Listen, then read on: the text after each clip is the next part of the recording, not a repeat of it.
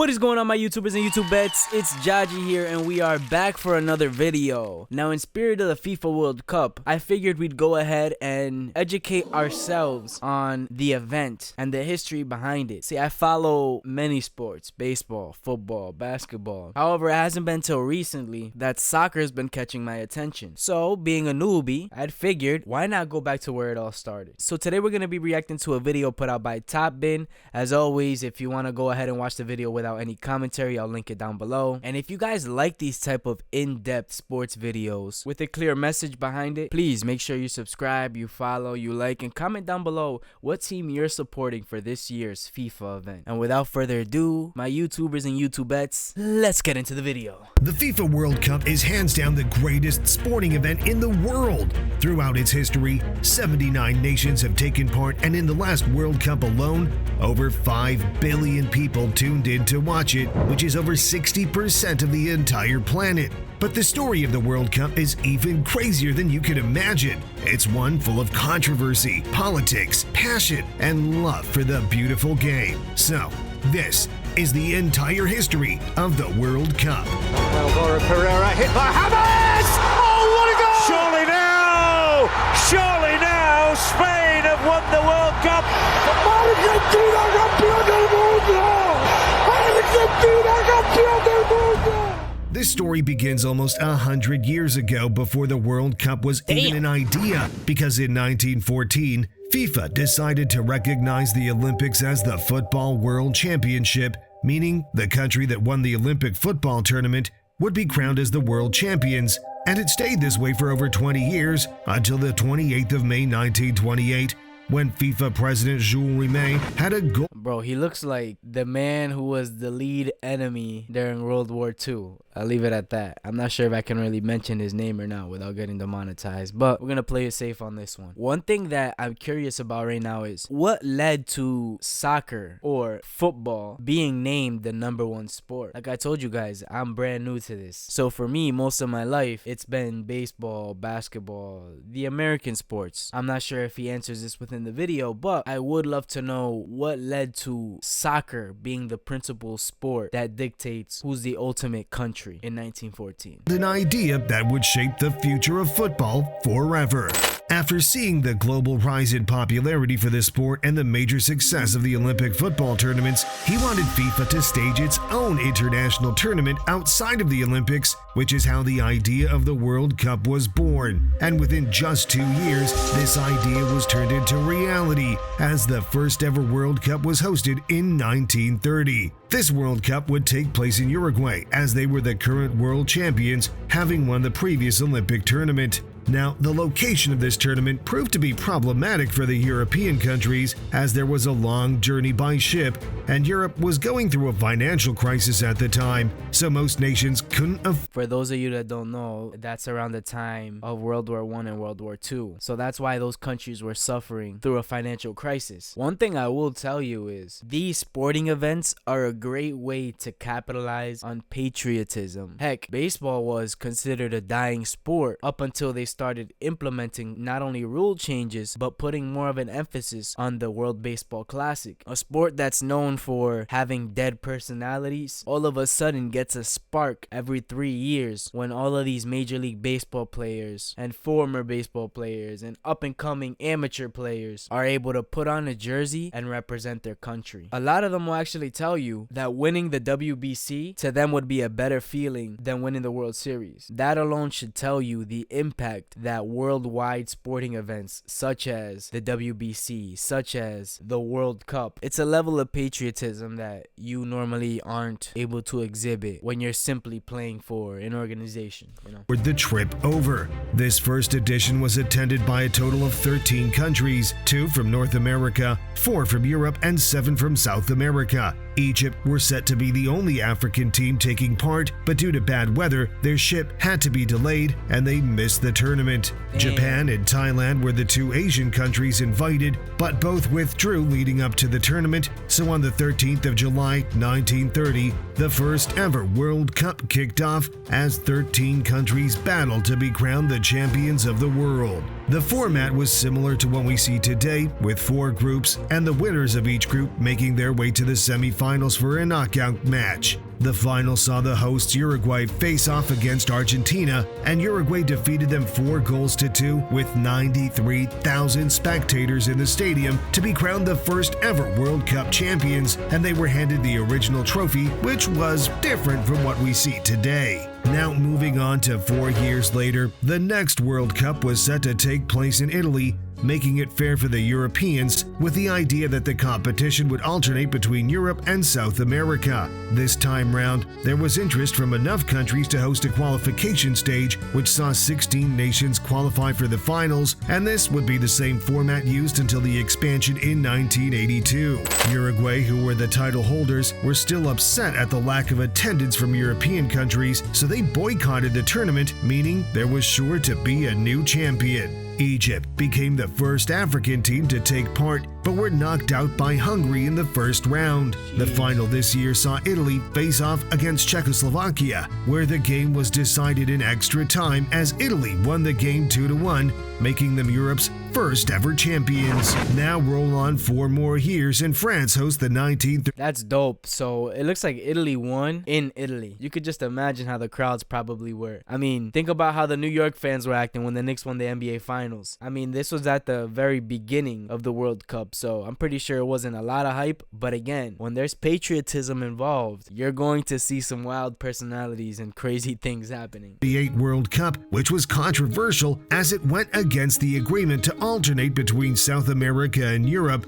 meaning both Argentina and Uruguay boycotted the competition this time round. This tournament only saw 15 nations competing, as in the build-up to it, Austria was absorbed by Germany in the early stages of the war. Italy yet again made it to the final, and this time comfortably beat Hungary 4-2 to make it their second World Cup in a row. Now, after 3 successful World Cups in a row, the world was well and truly hooked, and we're excited for the next tournament to come. But unfortunately, it's a bit difficult to host a World Cup when there's a world war going, so fans and players would have to wait 12 years for the great tournament to return, but believe me, it was going to return in style. Come 1950, and the World Cup would return to South America, as Brazil hosted it this time round, and the world was about to witness the biggest and best tournament yet. Look at that trophy. That thing looks like the statues that you would see in a church. Actually looks like the Virgin Mary to me, I can't lie to you. There really aren't that many differences with the World Cup. I mean, obviously, it went from being a sculpture of a woman to the football itself, but it seems like it's about the same dimensions. It's all gold like it is now. Damn, I don't know. I might like this one better. This one looks prestigious. The FIFA World Cup that we have now, it looks amazing. I love the attention to detail on it, the golden ripples. But it's just something about this smooth, shiny gold. You guys let me know which World Cup you're rocking with, the original one or the new one we have now. Best tournament yet. India refused to play in this edition after they were told they couldn't play barefoot. Yes, really. Italy, who were the current world champions, were a shock entry because 2 years prior, the Torino air disaster caused the death of a number of national team players. This year was also the first time that British nations joined the party, as they had refused to join FIFA prior to this for political reasons. The final saw Uruguay defeat the hosts Brazil to win their second and final World Cup in a packed-out Maracana with 173,000 spectators, which to this day is still the most viewed World Cup final ever. This tournament saw the Brazil. Just imagine 173,000 people packed into one stadium. There are sporting events and regular events overall that celebrate getting 20,000 people in a stadium. Imagine when you can get over 170,000.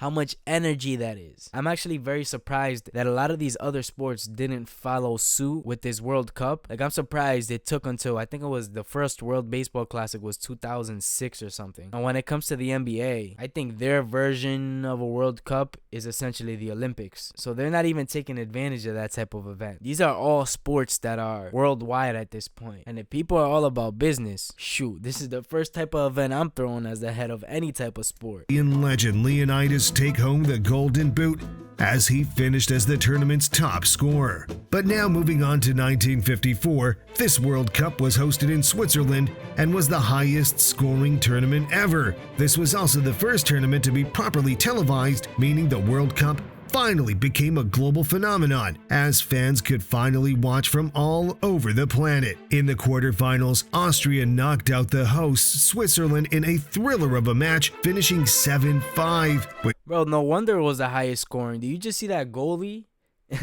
Now, I'm sure the film slowed everything down, but his movements looked like the ball went past him and then he decided to react. Like, bro. To this day remains the highest scoring World Cup match ever. Hungary finished the tournament as the highest scoring nation with a total of 27 goals thanks to icons like Ferenc Puskás and Sando Kostic, and it looked like they were going to win the whole tournament, especially after going 2 goals up in 10 minutes in the final.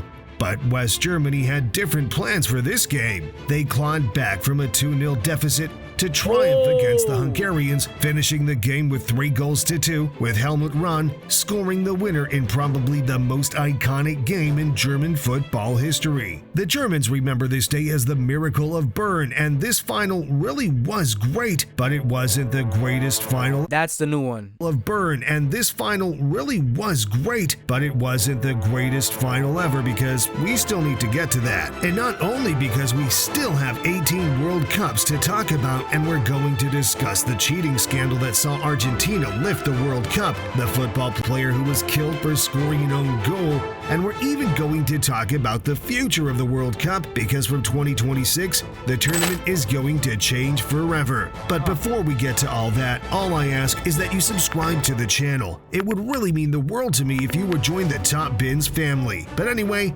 now it's time to talk about the first sighting of the World Cup's greatest ever player, Pelé. 1958 saw Sweden host the World Cup, which meant that, yet again, it was held in Europe twice in a row, and the rest of the world were not happy. So, FIFA decided that this would be the last time this would ever happen, and from the next tournament, they made the rotation between continents an official rule. We also saw a certain 17-year-old Brazilian by the name of Pelé make his mark on world football. Damn, he was 17? Think about what you were doing when you were 17. Now think about the importance of the FIFA World Cup and place a 17-year-old you in that spot. Some people are just...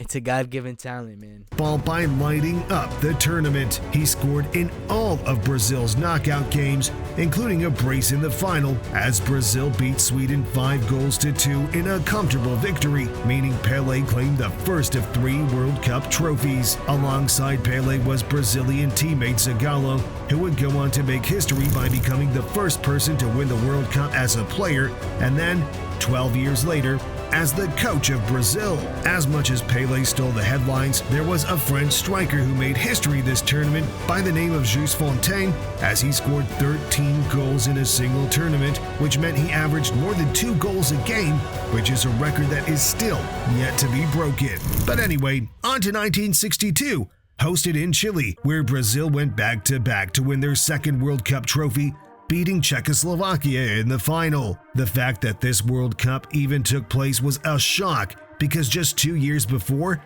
there were major earthquakes in Chile, meaning the entire infrastructure for this tournament had to be rebuilt, but somehow they managed just in the nick of time. Now, man, one thing I'll give the head of FIFA credit for, they build their venues in record times. I don't know if it's because they have the money to pay for stuff like this. I don't know if it's because it's such an important event, but wherever they go, they're able to do architectural wonders in my eyes, because what typically would take multiple years for a city and a construction crew to build, like a stadium, takes mere months when it comes to these FIFA events. Another example to show you the pull that they have when getting together a venue for these events. American football players have a notorious gripe with all of the owners because they want to implement turf in all of their fields. Why? when there isn't any football going on, they want to rent out the stadium so that artists can do concerts and other different type of big events. So they're willing to risk injury to their players so they can make an extra buck on the side. While in 2026, one of the main locations for FIFA is here in the United States. And of course, what do all of the owners of all of these stadiums do? They switch all turf fields over to real grass to protect the players playing football this year. Now, this is something that you can go back. It's documented. It's a battle that's been going on between the American football players and their owners for years about switching from turf to real grass, and they've been denied at every turn. And this event comes in and they're able to do what they please. I'm not saying that to complain about them. That's not my point. I bring it up again to show the sheer pull that whoever is running this event has. It's incredible. Although Brazil won the tournament, their star man Pele underperformed due to injuries, but luckily they had other stars like Vava and Garrincha who were able to lead them to glory. But Pele wasn't the only underperforming star, because the Soviet Union goalkeeper Lev Yashin, who was one of the best players in the world at the time, also came under a lot of scrutiny for poor performances. This World Cup as a whole was often scrutinized for defensive and even violent tactics at times, which probably reached its peak in a first-round game that is now remembered as the... You saw that? They've been flopping since 1950. The dude didn't even touch on it and he went down grabbing his ear. See, that goes to show you that there's nothing new under the sun. Everybody likes to say flopping is a new thing or it's something that's been going on just in the last 10, 15, 20 years. No, flopping has been a thing since the very beginning. When you're playing a sport, it's competitive. And there are people out there that are so competitive, they're willing to take any edge that they can over their opponents, including flopping to get a call. Battle of Santiago. In the build-up to this game, the Italian press wrote very unflattering articles about Chile, who were hosting the World Cup, which led to an angry team on the pitch, and that could be seen with the amount of deliberate tackles and genuine attempts to hurt each other during the game. Chile won the game 2-0, but Italy had 2 red cards and had to be escorted off the pitch by police just to keep safe. Now, moving on to 1966. Football came home for the first time as England lifted the trophy in a thriller of a final. England beat out West Germany 4-2 by scoring 2 goals in extra time, thanks to a final hat-trick from Jeff Hurst and stellar performances from players like Bobby Charlton and Gordon Banks. But the best player of the tournament wasn't even in the final, because that was probably the Portuguese icon Eusebio, who finished as the tournament's top scorer. This World Cup was also hosted in England and was the first time the tournament made use of an official logo and a mascot. North Korea became the first Asian team to reach the quarterfinals as they beat out Italy in the process, and South Africa was banned from the World Cup for the next 26 years for breaching anti-discrimination policies. But now we're moving into... I wonder what was going on politically for them to be banned for anti-discrimination. Like, were they going out and spitting racist rhetoric? Were they trying to intentionally hurt a certain set of people? One thing I will say is the 1960s, that wasn't just a time for civil unrest in America. If I'm not mistaken, there was unrest just about everywhere. I don't know what it was about the 60s, but there were plenty of movements pertaining to human rights around that decade and that time. 1970, hosted in Mexico, making this the first North American tournament. Brazil won their 3rd World Cup in 4 tournaments, making this Pele's 3rd trophy. This was also under the management of Zagallo, who won it as a player 16 years before, making him the first man to achieve that feat. The final saw Brazil breeze past Italy, winning the game 4-1. And this tournament is also remembered for the semi. You guys let me know if I'm right, but so far Italy sounds like the lovable losers of the World Cup. They won when it was in its infant stages, but then once more countries started coming in, it's like they're the team that's always just right there but can't get the pickle. You guys let me know if I'm wrong with that assessment. Final match between West Germany and Italy, which saw 5 goals scored in extra time and had Franz Beckenbauer play the match with a broken arm because Germany ran out of substitutes. But unfortunately, his efforts were in vain as Germany got knocked out even despite having the top scorer of the tournament on Italy their side, Gerd Müller. But Germany wasn't worried because 4 years later,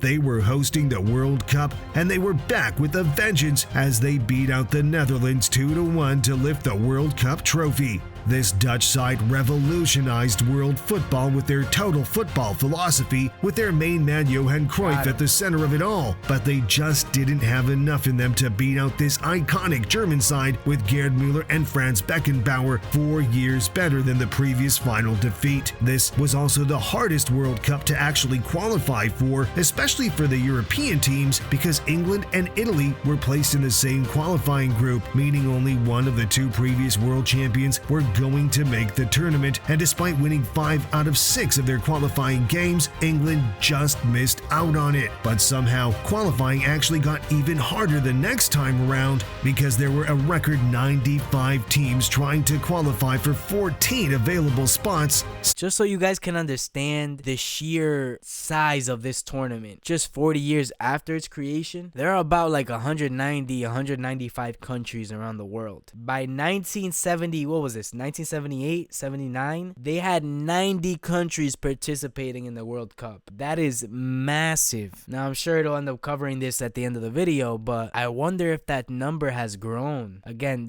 the reason why I'm doing this video is because of how massive the FIFA World Cup is. But I think I'm just now realizing that this thing really is no joke. There are participants from every single country in this damn tournament. Man, now I'm starting to think what the feeling is like if you're somebody like Pele who won 3 of them damn things. The previous winners and the hosts automatically qualified, and this tournament was hosted in Argentina, where yet again the hosts lifted the trophy as they beat the Dutch in the final 3-1 with 2 extra time goals, making this the Netherlands' second final defeat in a row and making total football feel like a total failure. Mario Kempes was the star man for Argentina, picking up the golden boot with a total of 6 goals throughout the tournament. This edition also saw 2 first-time participants in Iran and Tunisia's win against Mexico made them the first African team to ever win a World Cup match. But this would be the last World Cup where so few teams would qualify,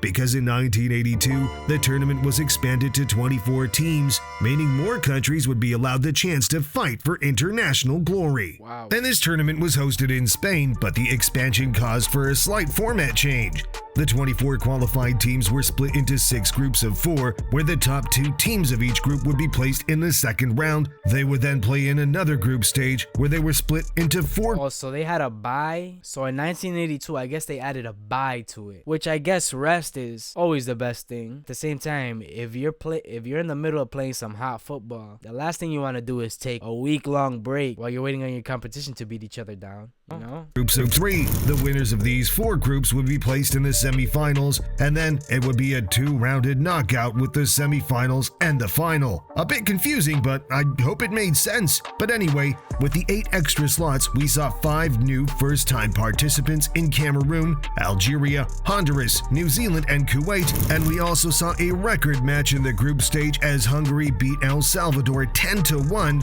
which to this day is still the biggest winning margin in World Cup history. The great Paolo Rossi was the star man of this tournament as he scored a hat-trick against Brazil to help guide Italy to the final against West Germany, which Italy managed to win 3-1. Now, after one edition with that format, I was just talking about Team Italy, and they've easily won 2 very important games right after me saying something about them. So maybe I take that back. They're not lovable losers. They are well-rounded veterans from what I see. Yeah, look at that. In Group 1, Italia. Crazy. They scrapped it for the 1986 World Cup hosted in Mexico. They decided to replace the second group stage with an extra knockout round, meaning it was now the initial group stage, then a 16-team knockout till the final. Jose Batista broke records in this tournament by becoming the fastest player to get a red card in history by getting sent off after just 56 seconds for Uruguay against Scotland. This year, what did he do? Chat, what did he do? How do you get a red flag in 56 seconds, dude? Argentina won the tournament thanks to both the brilliance and the cheating of Diego Maradona as they beat West Germany 3-2 in the final. But the real controversy came in the quarter-final match between England and Argentina, where two of the most iconic goals in World Cup history were scored by Maradona. The first was a clear handball goal, which the referee just didn't see. And the second was what is described as the goal of the century, as he dribbled past 5 English players from half pitch before putting the ball in the net. Despite being so wrong, how do you let that man get by 5 of your players? After the fourth one, after the third one, I'm knocking you down. Somebody go take a flag. Knock his ass down to the floor. I know we've seen a couple scores over here, like 10-1, 7-5. But from what I know, a goal is pretty difficult to come by. So I'm not letting you score no matter what you do. And if you're getting past all my players, I'm not saying I need them to hurt you. But you know, give him a little nudge. Knock his ass down to the floor real quick. Get that football out of his control. Knocked out in the quarterfinals, Gary Lineker still took home the Golden Boot with 6 goals for the tournament, but surely that wouldn't have been enough for him to forget that controversial hand of God. But in 1990, the major controversy actually happened in the qualifying stage of the World Cup, because the Chilean goalkeeper Roberto Rojas got banned for life and got Chile banned from the World Cup. Chile faced Brazil in a crucial qualifying match when Rojas saw a flare thrown onto the pitch. He took this as an opportunity to fall to the ground and cut himself with a blade that he hid in his gloves to make it look like the flare hit him. If the flare actually did hit him and was thrown by the Brazilian fans, Brazil would have been disqualified. But unfortunately, what? Are rules that strict with FIFA that the fans can cost you a game? That is absolutely nuts. I can see why they implement something like that, probably because all the crowds are so on edge for their team that it is easy to upset them and cause a riot. But at the same time, you'll also get situations like this, and I guess you did, where a player from the opposing team could use that to their advantage. And knowing all of that context, this dude didn't just carry a blade around just in case somebody threw a flare out into the field. Whoever threw that flare was 110% connected to this guy here. This all goes back to what I said earlier. There are certain people out there who are willing to do anything for a competitive edge. Fortunately for Rojas, one photographer was able to pick this all up on camera, meaning he got caught and was banned for life from the World Cup, and Chile were banned from this tournament. But now let's get to what actually happened in this tournament hosted by Italy. Well, yet again, we saw West Germany face off against Argentina in the final, but this time West Germany did enough to seal the victory, winning 1-0. This was the lowest scoring tournament ever, but 2 players did steal the hearts of world football, being Italy's Salvatore Schillaci, who won the Golden Boot, and England's Paul Gascoigne, who played with magic in his feet. Cameroon were also the first African nation to reach the quarterfinals, as African football continued to rise in strength, but still couldn't match the Europeans or the South Americans. Now moving on to 1994, this was hosted in the United States and became the most viewed World Cup in history, with a total attendance of 3.6 million spectators live in the stadiums, and quite a lot happened this year. After the group stage, Diego Maradona tested positive for drug usage and was banned mid-tournament, which left a gaping hole in the Argentina team, and they got knocked out in the first game without him. The Russian player Oleg Solenko. So I know in basketball, it's really only 5 men on the court at a time, a total team of 12 to 15 players. You lose your star player, good luck trying to win that game. However, from what I've seen, the more players on the field and on a roster, the less important these superstar players are. So I'm surprised. I honestly assumed that if you lost your superstar player during, let's say, the FIFA World Cup, I'm not going to say you were the same team, obviously. Ronaldo's Ronaldo, you know what I mean? Nobody can replace your top guy. But I would have never looked at it as a guaranteed death sentence, you know? I would have thought that any team would still have a chance. Because of that, though. Because it's like 9-10 people on a field at one time. But of course, this is what this video is for. To educate me, to educate you. And so we can easily watch and understand understand what's going on during these games. Became the first player to score 5 goals in a World Cup match against 5? Cameroon, and in that same game, Roger Milla scored Cameroon's only goal, making him the oldest goal scorer in World Cup history at 42 years old. The final this year saw Brazil face off against Italy. After 90 minutes, the score was 0-0. Then, after another 30 minutes, the score remained the same. This was the only final to ever finish goalless and the first final to be decided with a penalty shootout, which Brazil won 3-2. Romario was awarded the Golden Ball for being the best player at the tournament, but the Golden Boot was shared between Stoichkov and Solenko with 6 goals each. But the real controversy and heartbreak of this tournament. Does one person spend half the year with it and the other person the other half? Or do they make 2 of those that year? Happened with the Colombian national team because Andres Escobar was killed for his performances. The Colombian team was seen to be their golden generation, and the entire country was expecting strong performances. At this time, Colombia was not in a good place as the country was controlled by gangs and the cartels, so this World Cup was a shining light for the nation. Colombia got knocked out in the group stages, and the critical moment was an own goal by the captain Andres Escobar against USA. Upon his return home to Colombia, he went to a bar, and as he left the bar, he was shot and killed for his own goal, marking a dark day. Now that's when sports is taken way too far. I understand patriotism, I understand wanting to root for your country and wanting to see them hoist that World Cup, but when it starts bleaching into your everyday life and people end up dead because of a certain result, that's the dark side of sports that people don't talk about. And most of the times you can blame this on sports betting, some type of illegal activity. And I'm sure that also went on here. But we have to remember how passionate people are about this event. So with that being said, it sounds completely senseless for that man to have lost his life just because the team didn't perform. They had just mentioned how one star player can change the complete outlook of a game. So how is it right that you kill one man for the performance of an entire team? This world's despicable, guys. And I know people like to say, oh, it's only bad now. It's always been bad. It's just that now we have social media to show us exactly what's going on around the entire world, not just locally. Damn shame though. Rest in peace to that man. In the history of the World Cup, it was alleged that this was an organized hit by the cartels who were angry at the captain as they'd placed big bets on the Colombian team. There it is, sports betting. It makes you almost wish that sports never existed. And again, I'm an avid follower of many sports. I played college sports, but it's just disgusting to see athletes harassed day in and day out, like as if they're robots. I placed $500 on you. You should have scored 2 goals. Like, bro, you know how ridiculous you sound? Let me put your out of shape ass in a jersey and you go score 2 goals. Let me put your out of shape ass in a basketball uniform. You give me 30 points. One thing I can assure you guys, I'll take on any sponsorship on this channel. I'll never push gambling to you guys, nor sports betting. That's not my thing. That's not my goal. And this video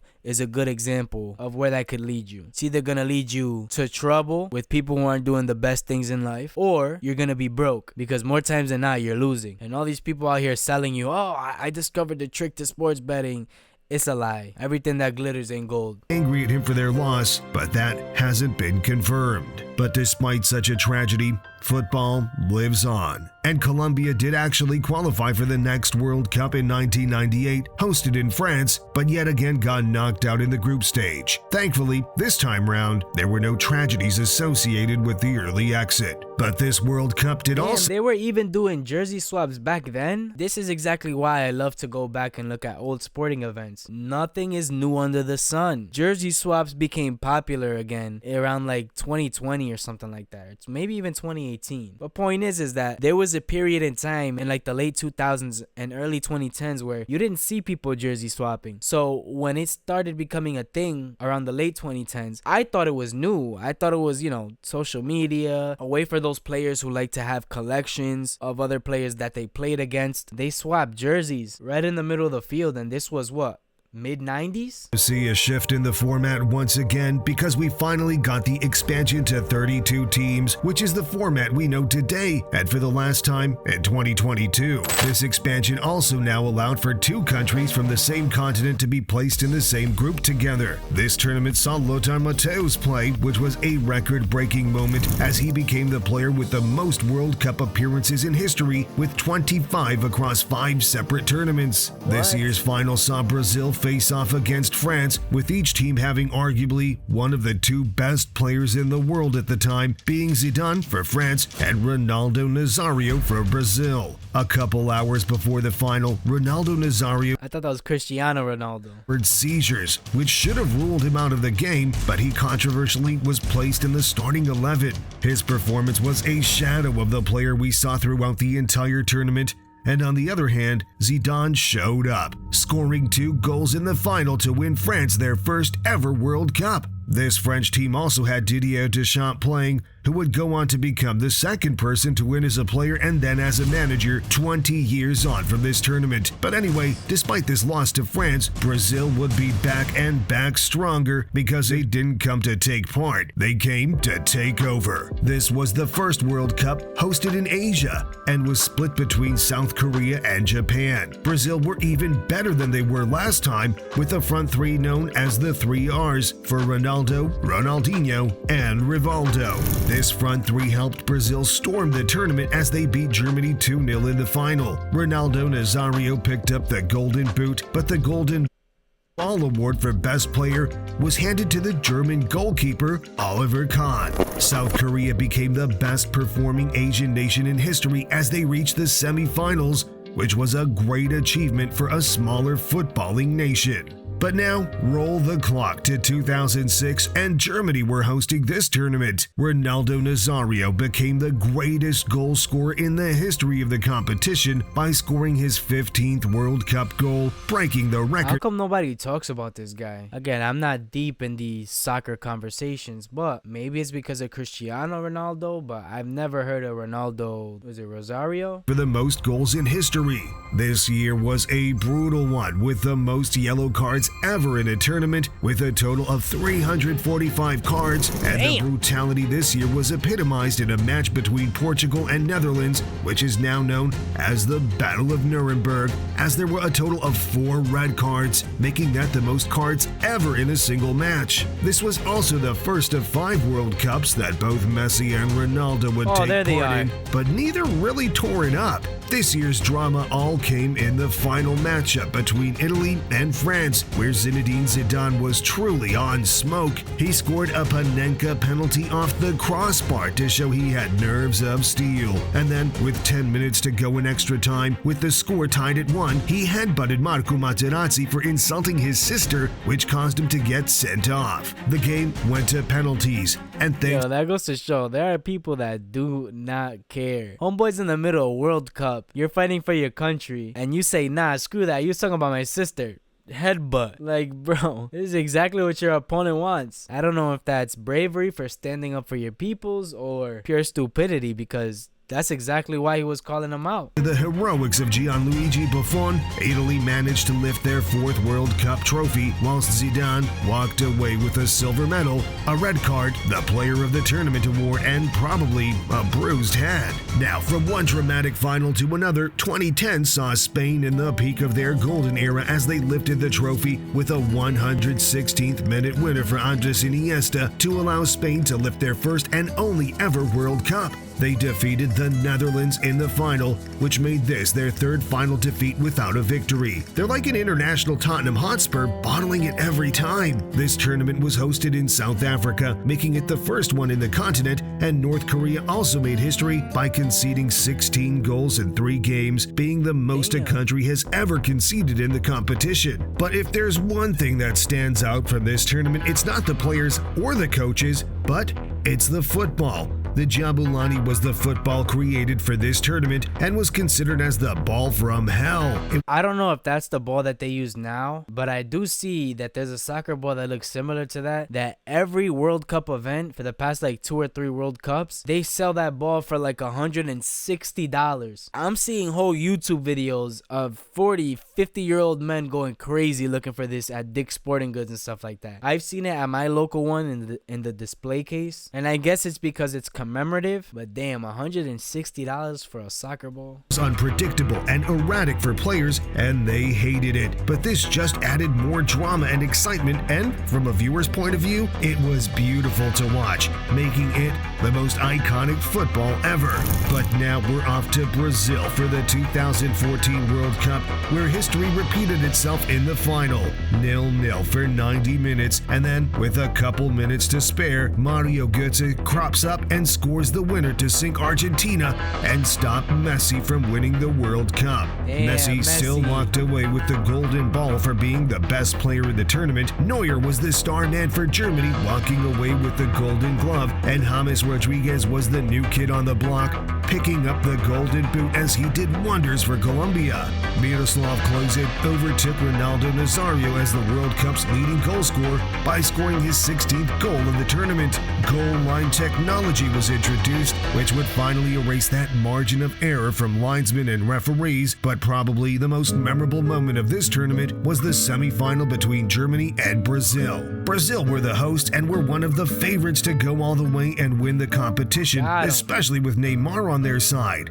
When it came to the semi-final, Neymar picked up an injury and had to miss the game, but even without their best player, nobody expected the game to turn out how it did because Germany put... What, do you get, concussed or something? One thing I do know about Neymar is that he started off as a legendary football player, and I guess he's tailed off as his career's gone on, but he was somebody that was being looked at as like a part of a big three with Messi and Cristiano Ronaldo, and like somewhere around, I don't know, 2013, 14, 15, he just exited the conversation. Did this injury have anything to do with it? I do know it was the 2014 FIFA World Cup at this time, so it makes sense. The timeline fits in my eyes, at least. 7 goals past Brazil in one of the most embarrassing defeats in Brazilian football history. But now we're getting closer and closer to the present day and talking about the future of the competition. But first, we're talking about the 2018 World Cup hosted in Russia. England had a great run this time round, making their way to the semi-finals,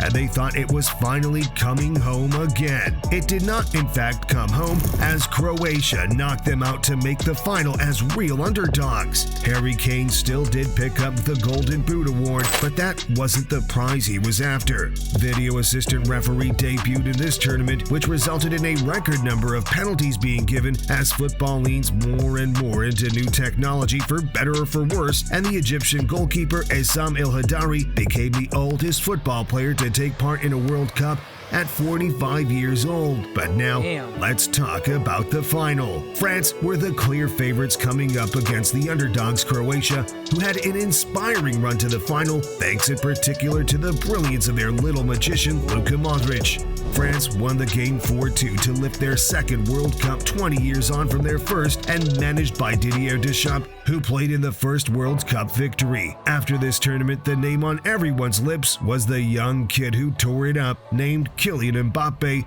who would do the same thing in Qatar 4 years later. 2022 became the first World Cup hosted in a Middle East. I think Mbappe ended up signing like a record deal with Saudi Arabia or one of them teams to sign on with them. I didn't know that 2018 was the event that made his name. But yeah, I mean, I've known your basic soccer superstars, Neymar, Ronaldo, Messi. Mbappe was definitely on that list, and not just because he looked like Giannis Antetokounmpo, but because he really is a talented player. Literally year in and year out, all I see are a bunch of highlights from Mbappe. Country, and was hosted in December in order to compensate for the extreme temperatures. Since Qatar didn't have the stadium set up from before, they practically built every stadium from scratch, and despite some serious controversy in the ethics of these stadiums, I have to admit they look beautiful. This tournament saw both Messi and Ronaldo make history, but in very different ways. Cristiano Ronaldo became the most substituted player in the history of the World Cup, having now been subbed off a total of 11 times across his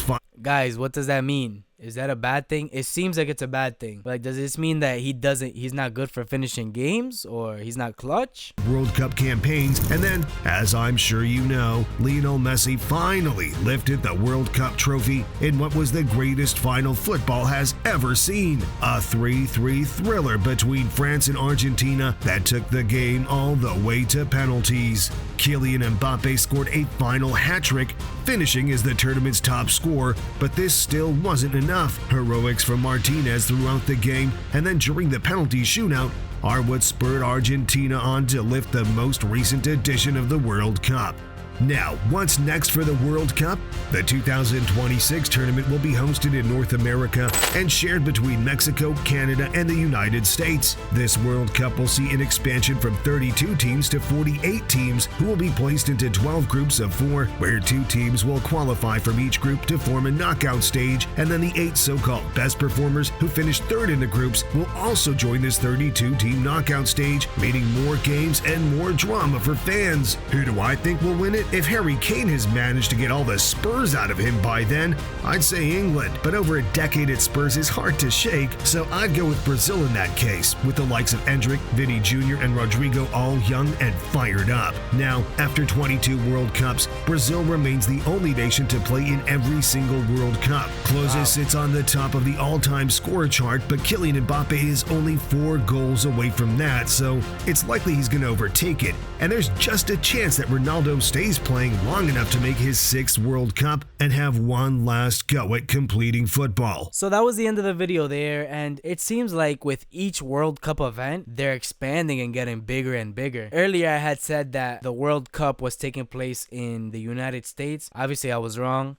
It's in North America, which obviously includes much more than the US. So it's Mexico and Canada included as hosting countries as well. As far as who I think is going to win this thing, man, all eyes are on Brazil right now. I have them winning. Their team is, I feel like, leaps and bounds ahead of everybody involved. And the only people that I can see having a chance to take this World Cup, apart from like a dark horse or an underdog, would be England. To be real with you, I didn't know that they have participated in every single World Cup. That is, I mean, of course, they've developed some of the best football players to ever live, but that's besides the point. When it comes to tournaments and entry, a lot of the times it takes a lot more than skill. It also takes luck, and for you to make every single event is an amazing accomplishment. For Lionel Messi and Ronaldo, I hope they do get another opportunity to play in another World Cup. And I'd like to just finish with this, guys. Again, I'm not the most well-versed person when it comes to football. I'm just now getting into it, but I'm excited to begin this journey, and I feel like there's not a better time to get into football than the World Cup. So you guys let me know who you're supporting, who are some of your favorite football players, and what are some upcoming games you're looking forward to. If you guys appreciate sports breakdowns such as this one, there are plenty more soccer, baseball, basketball videos coming out for you. I also have some body cam footage and live streams coming to the channel. So thank you so much for your support, guys. If you don't mind subscribing, liking, commenting down below, and sharing this video with a friend. And until next time, Jahji out.